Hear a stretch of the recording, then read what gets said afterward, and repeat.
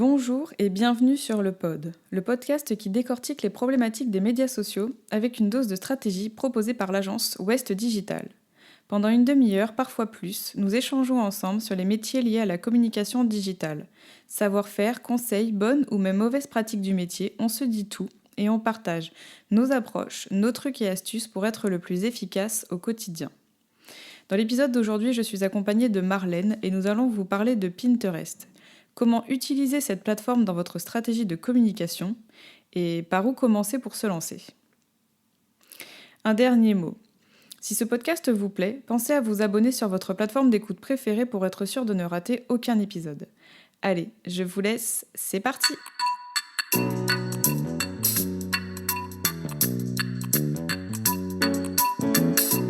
Bonjour et bienvenue dans ce 30e épisode du Pod. Et oui, déjà.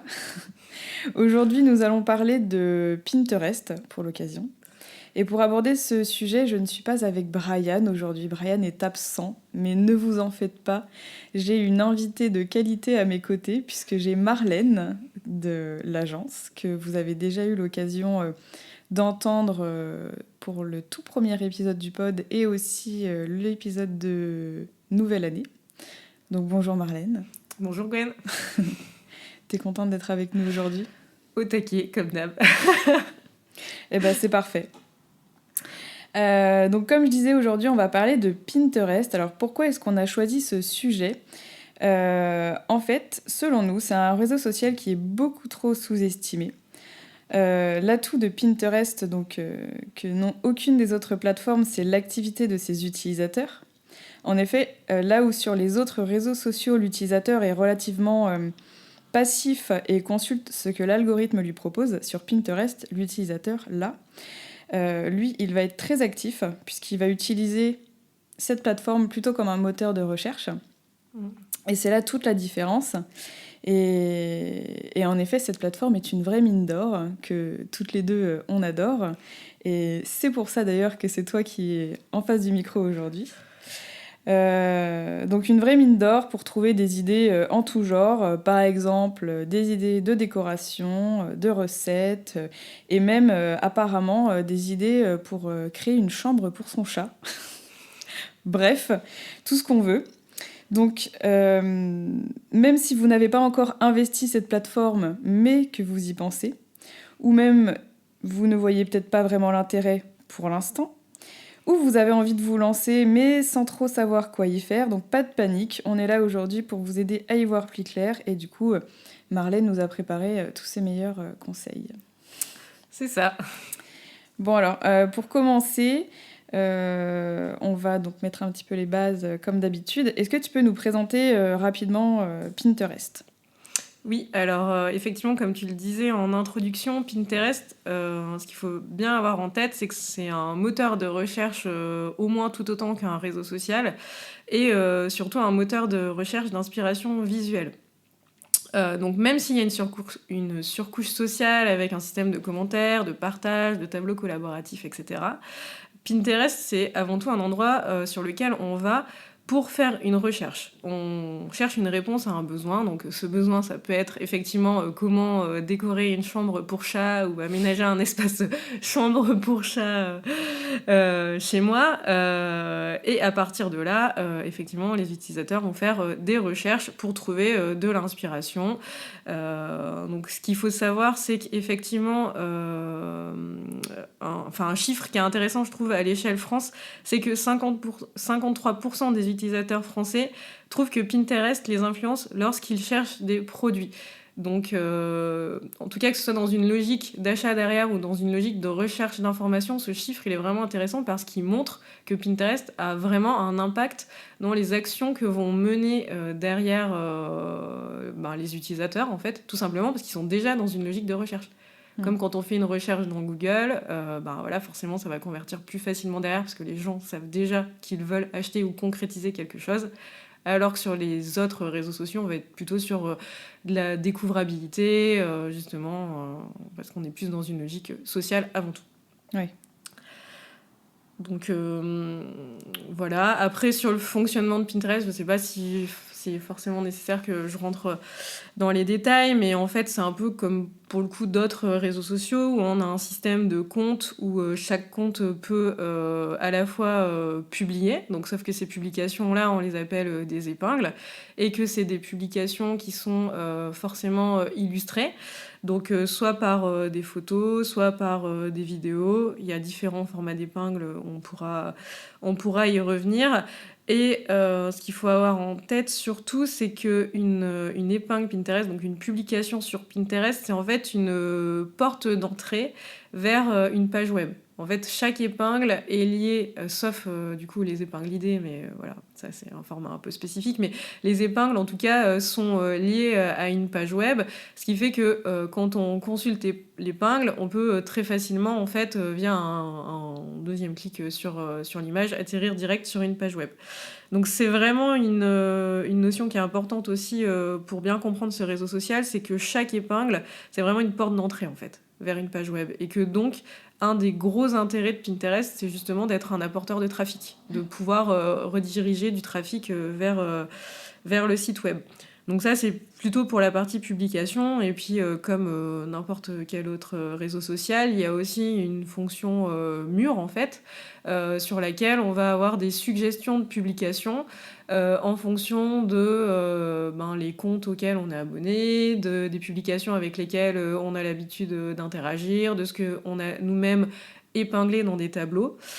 Oui, parce qu'effectivement, ce que j'ai oublié de préciser, c'est que les publications sur Pinterest, elles sont en fait classées, ou en tout cas, on peut les classer dans des espèces de dossiers de publication qu'on appelle des tableaux, vu que voilà, Pinterest vient à l'origine des tableaux sur lesquels on épingle, des tableaux en liège à l'ancienne sur lesquels on épingle les petites cartes postales, le faire-part de naissance, etc. Donc dans le même esprit, on a le tableau, donc le board en anglais, et les épingles qu'on vient mettre dessus, donc les pins ou pines, je sais pas comment on dit en anglais. Plus à l'aise que moi sur la question. Ça marche. Est-ce que tu pourrais nous dire, du coup, plus sous l'angle d'une marque, quelle est l'utilité d'utiliser Pinterest donc, dans sa stratégie de communication, hein ? Ouais. Du coup, comme je le disais, en fait, l'un des principaux intérêts de Pinterest, c'est vraiment d'être un apporteur de trafic, en fait. À la fois de permettre de découvrir des solutions, donc d'apporter des réponses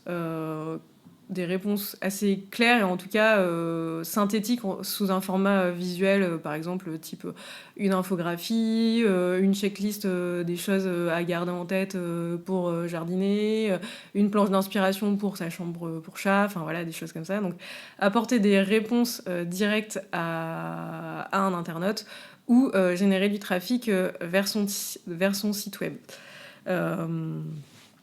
Donc pour moi, c'est vraiment les deux principaux intérêts. Ça. C'est effectivement pouvoir se montrer comme une marque qui peut faire office de référence et vraiment informer et apporter de la valeur à ses clients, ou s'en servir vraiment comme un générateur de trafic vers, par exemple, un blog d'entreprise ou un site e-commerce sur lequel on va ensuite chercher à convertir, générer des prospects, générer des ventes, générer des inscriptions à newsletter, enfin voilà. Après, ça dépend des objectifs commerciaux de chaque marque, quoi. Ça marche. Et alors, justement, moi, je me demandais, est-ce que finalement, aller sur Pinterest dans sa stratégie de communication, ça concerne toutes les entreprises ? Enfin, en termes de secteur d'activité, ouais, j'entends. En termes de secteur d'activité, alors, là-dessus, ce qu'il faut avoir en tête, une première chose, c'est que 60% des utilisateurs de Pinterest sont des femmes. Donc, si les marques ont une cible féminine, c'est sûr qu'il y a un énorme intérêt à aller sur Pinterest. Néanmoins, ça a pondéré parce qu'il y a de plus en plus d'hommes sur la plateforme. Donc, il y a, je sais plus, 2 ou 3 ans, les proportions n'étaient pas du tout les mêmes. Hein. C'était vraiment 70 voire 80% de femmes sur Pinterest. Là, les derniers chiffres que Pinterest a communiqué, c'est qu'il y avait eu plus 40% d'hommes sur la plateforme en 2022. Donc, on est quand même sur une croissance importante voilà, du public masculin sur ce réseau-là. Mais bon, actuellement, il y a encore 60% de femmes. Donc c'est une donnée à avoir en tête. Et c'est un réseau qui est particulièrement pertinent pour les entreprises qui travaillent en B2C, donc qui cherchent à vendre ou informer ou à offrir des services au grand public plutôt qu'aux professionnels. Maintenant, mon point de vue sur la question, c'est que plus qu'un secteur particulier, ce qui va compter, c'est la capacité de l'entreprise à produire du contenu de qualité.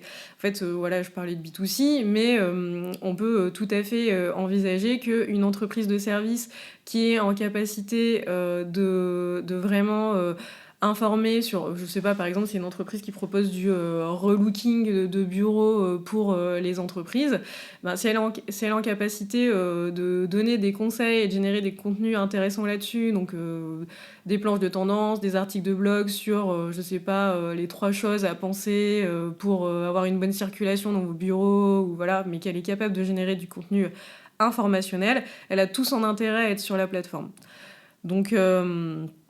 Donc voilà, les entreprises qui ont cette capacité-là à générer du contenu informationnel, générer de la valeur derrière leur contenu.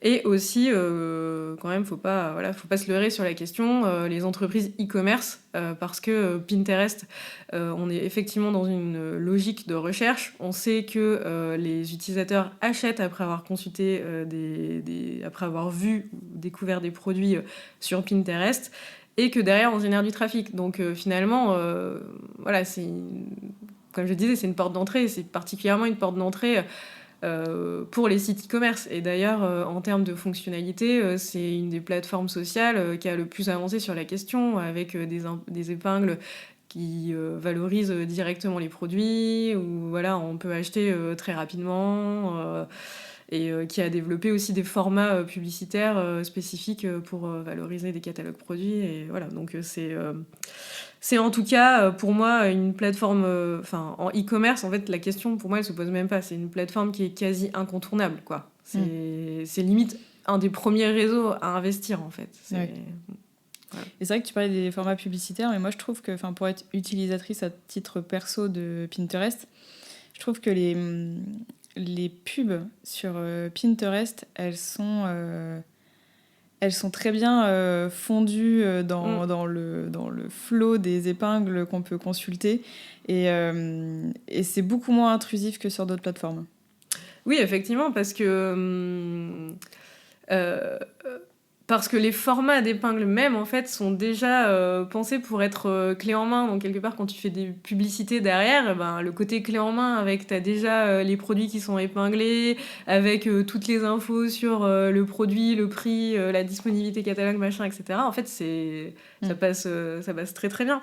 Et c'est effectivement aussi côté annonceur, un outil qui est assez puissant, puisqu'on peut vraiment lier son site e-commerce à Pinterest pour avoir tout son catalogue produit dans un onglet directement sur son compte. On peut créer des épingles dynamiques qui reprennent toutes les infos des fiches produits de son e-commerce. On peut aussi créer des publicités spécifiques, les shopping ads, des shop the look avec des sélections de produits sur une image, etc. C'est vraiment aussi quelque part... une fois qu'on a passé un peu la barrière technique, assez facile finalement pour les annonceurs de faire des publicités aussi qui convertissent bien, quoi. Ça marche. Du coup, pour une marque qui a compris l'importance du sujet et qui a envie de se lancer sur Pinterest, est-ce que tu pourrais nous partager un petit peu les étapes clés à suivre, par quoi commencer exactement ? Alors, pour moi, il y a vraiment 3 choses à avoir en tête. Du coup, la première, c'est le plan technique. Donc, ce qu'il faut bien avoir en tête, c'est que quand on va créer un compte sur Pinterest, on va avoir un compte perso à la base, un compte personnel, un compte d'utilisateur. Donc, de bien penser à convertir ce compte en compte professionnel. Et plus que cela, le faire certifier et le lier à son site web. Donc en fait, c'est un peu comme pour pas mal d'autres réseaux, on récupère des métadonnées qui sont fournies par Pinterest, qu'on met sur son site et qui permettent de vraiment faire la liaison entre son site web et le réseau. Et de l'autre côté, sur son site web, l'idéal, c'est aussi d'ajouter le fameux bouton Pin It, qui permet de d'épingler facilement pour les utilisateurs les visuels qu'on a sur son site sur Pinterest. Donc ça, c'est pour la partie technique, de bien penser à optimiser ce plan-là, de lier son site à Pinterest pour permettre des passerelles et que tout soit bien optimisé. Ensuite, il y a vraiment un aspect référencement naturel qui est important sur Pinterest. On en parlait, en fait, c'est un moteur de recherche, et comme tout moteur de recherche, il faut donc optimiser son référencement. Donc pour optimiser son référencement, c'est vraiment comme pour du référencement Google, du SEO, ou voilà, même du référencement payant. L'idée, c'est d'avoir une liste de mots-clés, donc des mots-clés qui correspondent à sa niche, aux produits qu'on veut vendre, son secteur d'activité, aux services que l'on offre, voilà, des mots-clés qui parlent à sa cible et qui décrivent bien son activité. Et en fait, d'aller placer ces mots-clés dans différents emplacements sur Pinterest. Donc le premier, ça va être le nom du compte. Donc en général, bien penser à nommer son nom de marque, voire aller plus loin et décrire en intégrant des mots-clés, par exemple, je sais pas, Catroom, Catroom, et aménagement de chambre pour chat, voilà. On va rester sur cet exemple-là qui est un peu cocasse, mais qui montre bien effectivement ce qu'on peut faire sur Pinterest. Donc dans le nom du compte, dans la description du compte, dans la bio qu'on peut avoir comme sur un compte Instagram ou sur une page LinkedIn. On va aussi utiliser ces mots-clés dans les albums qu'on crée, donc dans les boards. Par exemple, si dans mes chambres pour chat, j'ai les thématiques qui reviennent, ça va être hamac pour chat, ça va être arbre à chat, etc. Donc avoir tout simplement des albums qui correspondent aussi à ces mots-clés-là. Et puis après, il y a bien sûr, et c'est ce travail-là qui est le plus long et en même temps le plus essentiel, ça va être le travail d'optimisation de chaque épingle, en fait.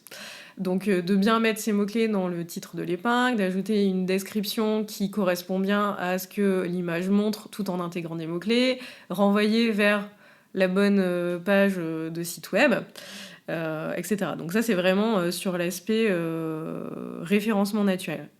Bien penser ces mots-clés et essayer de les intégrer dès le début à la création de son compte. Parce que c'est beaucoup plus rapide de faire ça dès le démarrage plutôt que de se dire, au bout de 2 ou 3 ans, alors qu'on a utilisé Pinterest comme une banque d'images, ah ouais, mais finalement, voilà, j'ai pas trop de trafic, mon compte, il vivote, il n'y a pas d'abonnement, il n'y a pas d'impression, qu'est-ce que je peux faire? Et repasser sur les 300 ou 400 épingles qu'on a mis sur son compte, c'est un travail titanesque. Donc, essayez, dans la mesure du possible, de bien avoir ça en tête dès le démarrage. Donc ça, c'est le deuxième plan, le plan vraiment SEO, référencement naturel.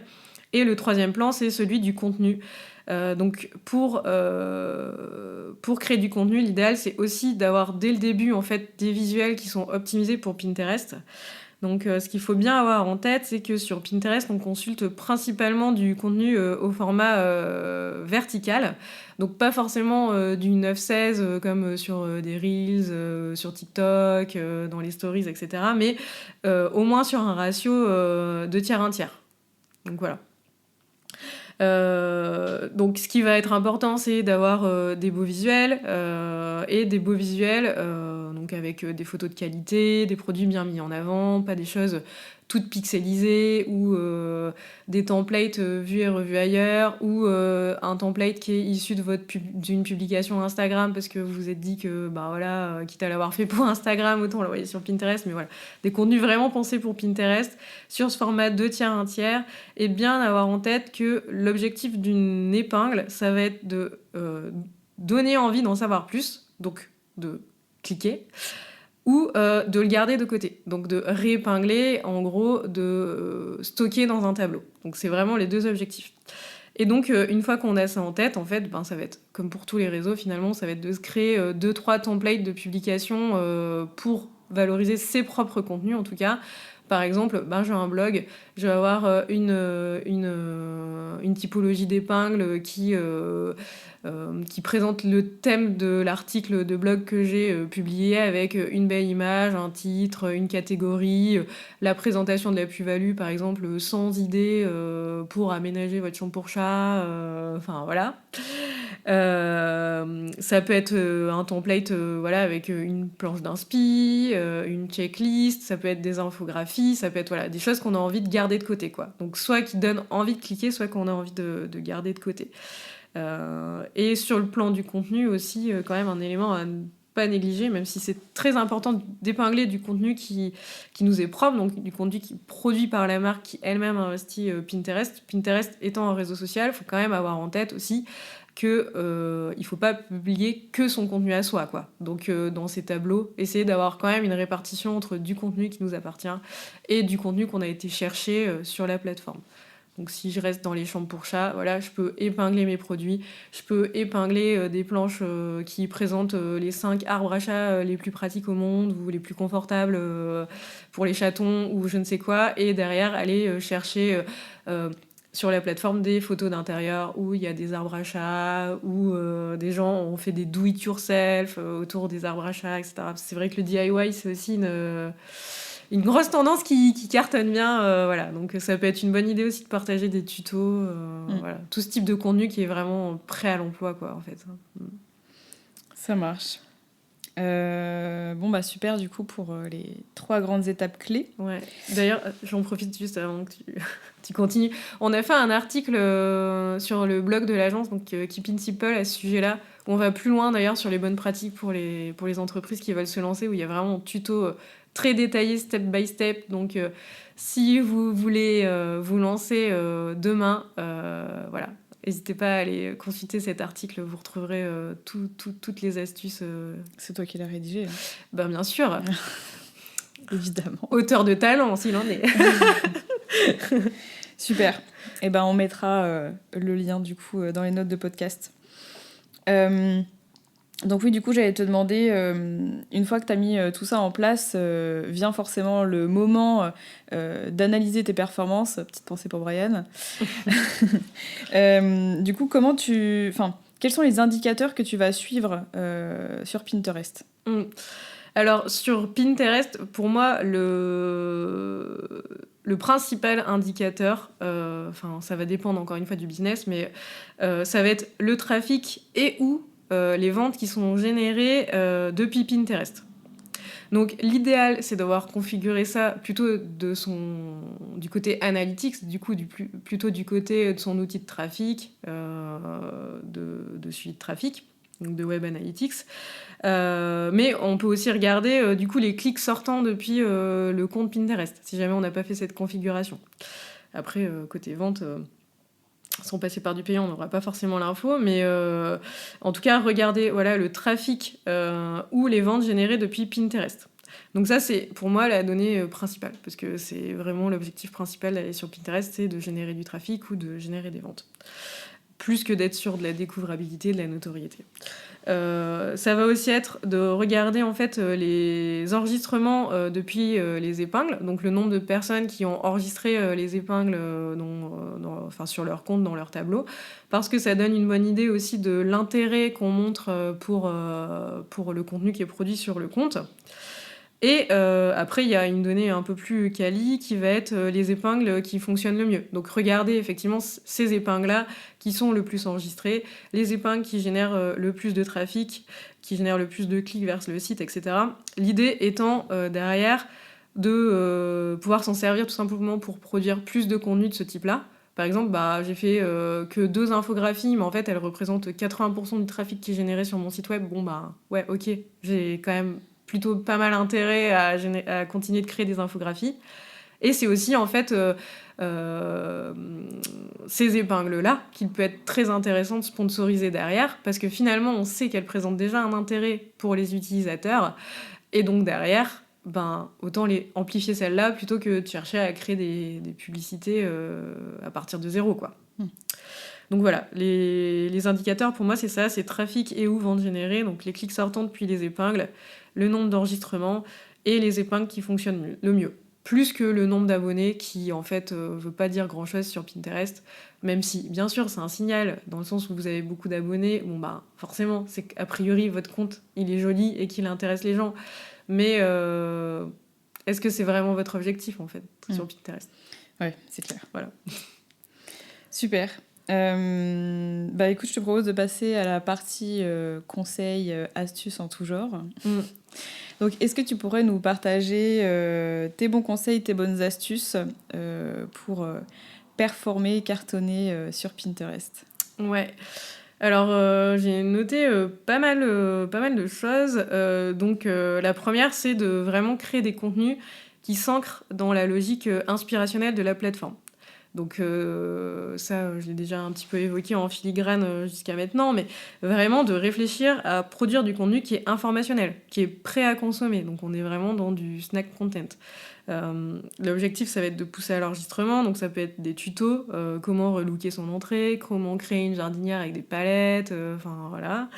Ça va être des infographies. Donc je me suis noté par exemple des petites choses que moi j'ai épinglées récemment, donc l'anatomie d'un community manager, 7 conseils pour arrêter de procrastiner, enfin voilà, des petites choses comme ça qu'on aime bien garder sous la main. Ça va être des sélections. Par exemple 15 séries à binge-watcher cet été, ou les 25 films de Noël les plus chouettes, voilà, la checklist du jardinier tel mois, enfin voilà. Oui, je prends des exemples qui me passionnent. Voilà, qui me passionnent à titre personnel, mais on peut imaginer ça en fait, enfin voilà, dans plein de secteurs, et on peut le décliner sur plein d'idées. Donc le premier, ça va être voilà, tout ce qui est informationnel, donc de créer du contenu vraiment prêt à consommer.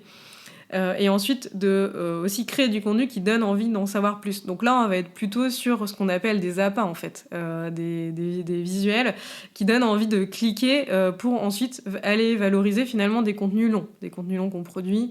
Donc on parle de génération de trafic depuis tout à l'heure sur un site web ou vers un blog, mais on peut aussi servir Pinterest pour générer du trafic vers son podcast, vers des vidéos plus longues sur YouTube. En tout cas, s'en servir pour transformer ces contenus longs en contenus courts, ou en tout cas les décliner en contenus courts qui vont inciter à aller consulter le contenu long derrière.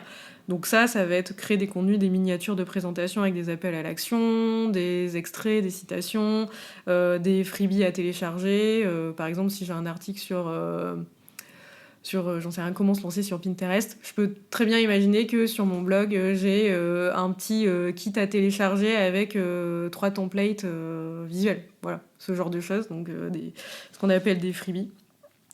Donc ça, c'est vraiment le premier conseil. Créer du contenu qui s'ancre dans la logique. Ne pas chercher à réépingler le contenu des autres réseaux sociaux en disant que ça va fonctionner, ou juste épingler des photos à tire-larigot. Ça... Voilà. Ouais, vous allez avoir du passage sur votre compte, mais vous n'atteindrez pas vos objectifs. Donc une astuce pour le coup à laquelle on pense pas forcément, c'est de réépingler son contenu dans plusieurs tableaux.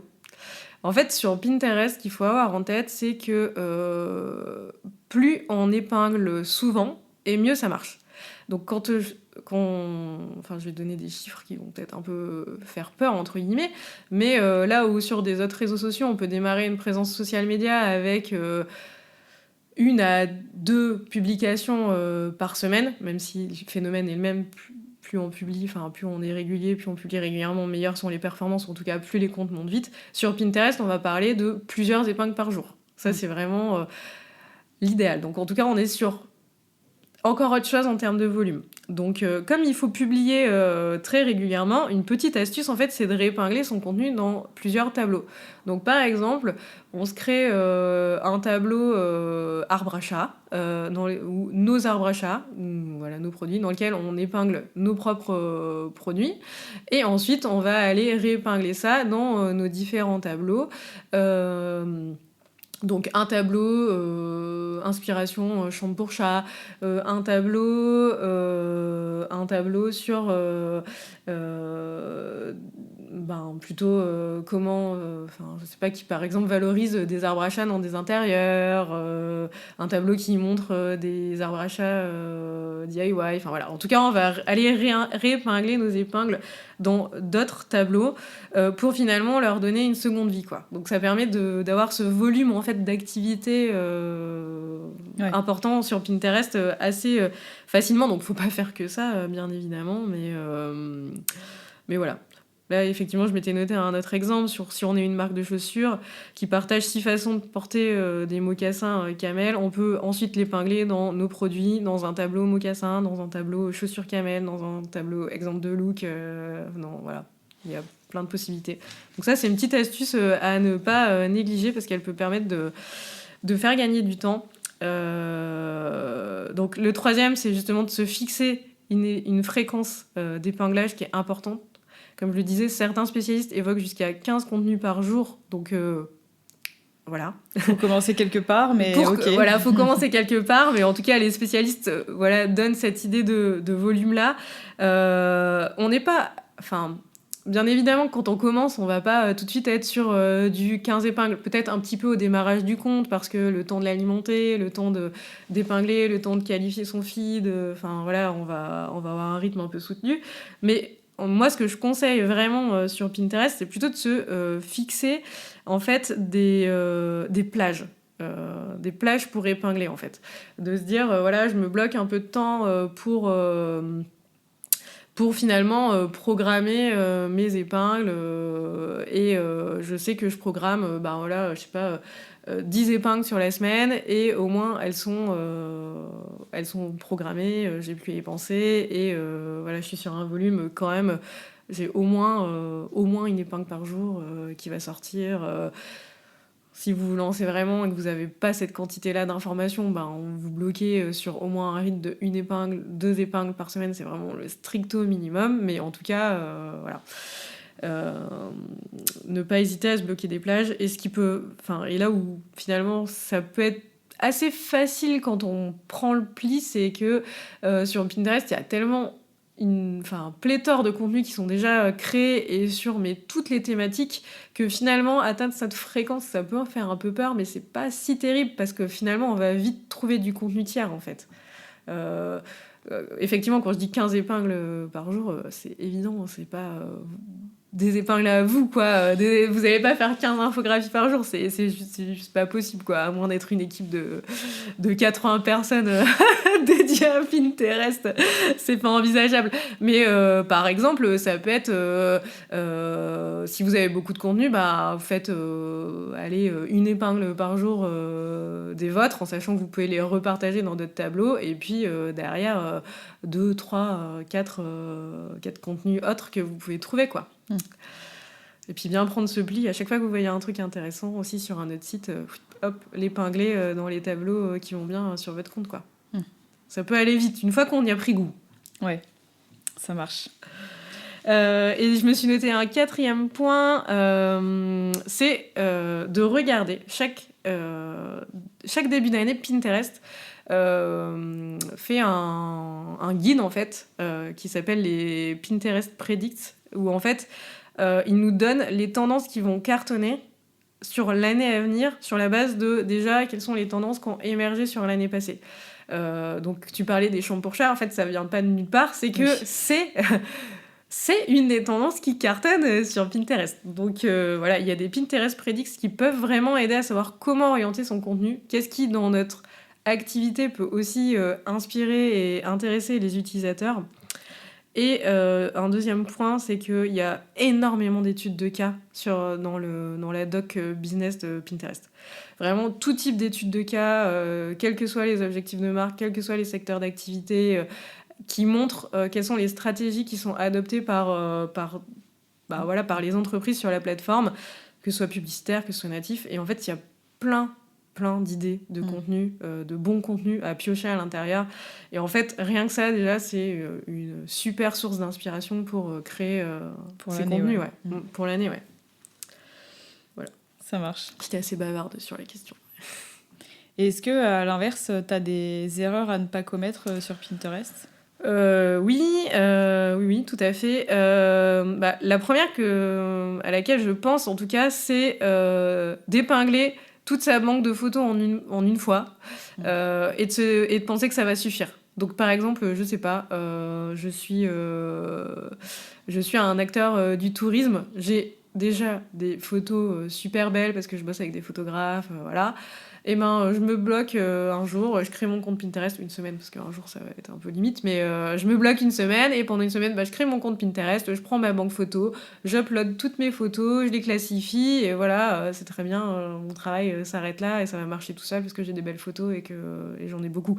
Non, ça va pas marcher. Ça va pas marcher parce que faut vraiment avoir une routine, faut créer régulièrement des nouveaux contenus, faut réépingler régulièrement. Voilà, il faut vraiment rester actif et bien sûr avoir des formats adaptés. Donc télécharger juste vos photos en format paysage ou en format 9/16 et voilà. En soi, ça peut marcher si les photos sont adaptées au format Pinterest et que au lieu de toutes les uploader d'un coup, on les étale en programmant sur plusieurs mois. Oui, mais faudra, enfin, quoi qu'il en soit, faudra quand même le coupler avec des visuels plus incitatifs, quoi. Oui. Parce que sinon, on va effectivement générer des réépinglages, mais pas de trafic vers le site. Ouais. Donc potentiellement, pas de valorisation de notre offre touristique non plus. Ouais. Bon, après, un acteur du tourisme, on est quand même sur un contenu qui est très inspirationnel. Donc déjà, rien que si on bookmark une belle plage de Loire-Atlantique, ça donne envie d'y aller, quoi. Mais ça peut être moins le cas pour d'autres secteurs. Donc en tout cas, ça, c'est vraiment une erreur à pas de commettre. Pensez qu'on y va une fois, on met la quantité de visuels et puis ça fonctionne tout seul. Ça, c'est... Voilà. Non. Ça ne marchera pas. Ensuite, c'est renvoyer vers des pages de contenu non pertinentes. Donc là, par exemple, avoir une super infographie. Donc j'ai fait une super infographie et elle est enregistrée plein de fois, etc. Mais derrière, en fait, ça pointe vers la page d'accueil de mon site web. Oui. Bah non. Non, derrière, en fait, il faut pointer sur un contenu qualitatif en lien avec cette infographie. Donc si c'est sur l'anatomie du community manager, bah, ça va être sur un article, qu'est-ce qu'un community manager, quelles sont les compétences, voilà. Enfin, vraiment avoir un contenu vraiment qui est approprié. Et dans une logique e-commerce, c'est pareil. En fait, si on valorise un produit, où je reste sur les mocassins Camel, par exemple, on valorise des mocassins Camel, bah, on renvoie soit vers un article qui présente des façons de porter les mocassins, soit vers la fiche produit qui va bien. Enfin, on va pas renvoyer vers la page d'accueil d'e-commerce. Ça, oui. Et pour autant, on le voit très souvent. Très souvent. Donc ça, c'est vraiment... Non, voilà. On va avoir du trafic, mais il sera pas qualifié, puis les gens vont partir tout de suite. Donc, faut éviter. La dernière, c'est ne faire que réépingler des contenus tiers. Ou ne faire qu'épingler des photos. Donc ça rejoint un peu ce que je disais au démarrage. Donc si la curation est bonne, si les contenus que vous épinglez sont bons, effectivement, vous allez avoir des abonnés, vous allez potentiellement avoir du trafic si vous glissez quelques-unes de vos photos. Mais en fait, ça servira pas vraiment d'objectif marketing parce que Pinterest, c'est pas prioritairement, en tout cas, un lieu où on travaille la notoriété. On va plutôt y travailler du trafic, des ventes. Donc, faut vraiment avoir en tête qu'il faut que vous créiez du contenu propre, en fait. Du contenu qui est vraiment basé sur vos contenus longs, sur vos produits, vos services, sur ce que vous proposez, sur votre activité et qui sont optimisés pour la plateforme. Donc moi, je dirais que le minimum du minimum, c'est d'avoir au moins 30% de contenu à soi. Et après, du coup, 70% de contenu épinglé. Et puis, plus Pinterest est important et plus on a cette capacité à produire et plus on tend vers du 50-50, voire inverser la tendance. Mais en tout cas, au moins avoir 30% de contenu que l'on crée nous-mêmes, quoi. Ok. Ça marche. Est-ce que tu nous as préparé une anecdote en lien avec le sujet du jour Est-ce que tu as trouvé quelque chose à nous raconter ? Ouais. J'ai pensé à une anecdote qui est arrivée il n'y a pas si longtemps, parce qu'en introduction, tu mentionnes le côté méconnaissance en fait, de ce réseau social et de cet outil-là. Du coup, en fait, il n'y a pas si longtemps, on avait été consulté par un prospect qui cherchait une agence pour pour refondre son animation social media. Donc c'est un client qui était présent sur plusieurs réseaux sociaux. Il y avait Pinterest entre autres, il y avait Instagram, il y avait d'autres réseaux. Et il cherchait une agence pour l'accompagner de manière globale. C'est un client dans un secteur où il y a vraiment un potentiel énorme sur Pinterest, parce que c'est le secteur du jardinage. On sait que ça cartonne, mais vraiment de ouf sur Pinterest. C'est aussi un client qui possédait un site informationnel, donc avec énormément de contenu informationnel. Et ils avaient vraiment toutes les clés en main pour cartonner sur la plateforme. Donc on a répondu du coup à cette consultation. On a franchement imaginé quelques formats très très bien conçus pour Pinterest. Vraiment quelques très beaux concepts et dont on était voilà, très très fiers. Et en fait, bon, ce prospect a choisi de travailler avec une autre agence pour des raisons qui ne sont pas forcément celles-là. Mais néanmoins, ce qu'on constate, c'est que depuis quelques mois maintenant, effectivement, leur nouvelle stratégie social media, elle est en place et qu'en fait, leur compte Pinterest continue de vivoter parce qu'en fait, il n'est alimenté que très épisodiquement et avec des visuels qui sont vraiment pas du tout adaptés. En fait, c'est des visuels qui sont repris d'autres réseaux sociaux, justement, qui sont repris de Facebook, qui sont repris d'Instagram, etc. et pas du tout pensés pour la plateforme. Donc franchement... C'est dommage. C'est dommage, quoi. C'est dommage parce qu'en plus, le contenu long, ils l'ont déjà, quoi. Enfin, c'est juste derrière du recyclage de contenu. Donc, c'est vraiment pas très long à faire. Mais ça montre une vraie méconnaissance de la plateforme parce que quand nous, en tout cas, on a répondu à cette question-là, finalement, Pinterest, on le plaçait comme hyper stratégique, quoi. Limite avant même Instagram, en fait, dans les objectifs de la marque derrière qui, en fait... voilà. Du coup, c'est dommage. Voilà, ça... Et quelque part, on se dit, mais mince, on aurait pu faire des trucs tellement chouettes. Et au final, bah voilà, tant pis. Et là, on est vraiment dans la méconnaissance. Clairement. Donc, c'est pour ça que j'ai pensé à cette anecdote-là. Ça marche. Eh ben, super. Je crois que... c'est l'heure de la conclusion. Est-ce que tu nous as préparé une conclusion en 3 mots-clés ou 3 phrases à retenir ? Alors, je me suis noté 3 mots-clés, donc je vais déjà te les dire, et puis ensuite on verra pourquoi. Donc, le premier, c'est moteur de recherche. Le deuxième, c'est contenu long ou e-commerce. Et le troisième, c'est appât à clic ou contenu prêt à consommer. Donc le premier sur moteur de recherche, bon bah voilà, on l'a dit en introduction, c'est bien penser que Pinterest, c'est un moteur de recherche et qu'il faut être dans une logique d'optimisation du référencement naturel, donc dans une logique de SEO, à la fois sur les aspects techniques et éditoriaux. Donc ça, c'est essentiel. Ensuite, contenu long ou e-commerce, pour moi, c'est les 2 points à garder en tête pour savoir si on a un intérêt à aller sur la plateforme ou pas. Est-ce qu'on est en capacité de produire des contenus longs ? Est-ce qu'on le fait déjà ? Si on le fait déjà, vous posez même pas la question, il faut y aller. Est-ce qu'on a cette capacité-là à produire des contenus longs ? Ou est-ce qu'on a un acteur e-commerce ? Et là, c'est pareil, faut même pas vous poser la question, faut y aller, quoi. Ouais. Et le dernier, c'est appât à clic ou contenu prêt à consommer. Ça, c'est vraiment sur l'aspect contenu. C'est vraiment ce qu'il faut... ce à quoi il faut penser au moment où on crée ces contenus, au moment où on crée ces épingles. C'est les 2 objectifs que doivent avoir nos contenus. Voilà. En fait, Pinterest, c'est pas si compliqué que ça à comprendre. Il faut avoir ces éléments-là en tête, ces guidelines-là en tête pour que ça fonctionne, en fait. Ouais. C'est tout. Mais une fois qu'on sait ça, voilà, let's go. Ça roule. Ça marche. Eh ben, écoute, merci beaucoup pour tout et pour ta conclusion. Et j'espère que tu reviendras au micro du pod, peut-être pour le sujet de la nouvelle année prochaine, ou pour un prochain sujet Pinterest qui émergera peut-être. Bah, avec plaisir, écoute. Hein. Pas de soucis, tu sais où me trouver. Voilà, sur le bureau à côté de moi. Très bien. Eh ben, écoute, un petit coucou à Brian s'il passe par là. Ouais. Pour le tout premier épisode où il n'aura pas été au micro du pod. J'espère avoir été à la hauteur pour le remplacer. Oui, c'est certain, c'est certain. Et puis, eh ben, moi, je vous dis bon été à toutes et à tous et on se retrouve à la rentrée pour un prochain épisode du pod.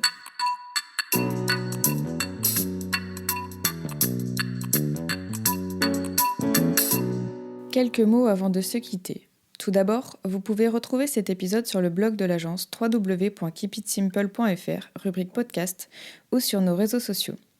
Ensuite, n'hésitez pas à nous faire vos retours sur le pod en nous écrivant à l'adresse podcast@west.digital. Nous serions ravis de savoir ce que vous aimez, ce que nous pourrions améliorer, les thématiques qui vous intéressent ou les invités que vous voudriez entendre. Merci beaucoup pour cet échange. Je vous dis à très bientôt pour un nouvel épisode du pod.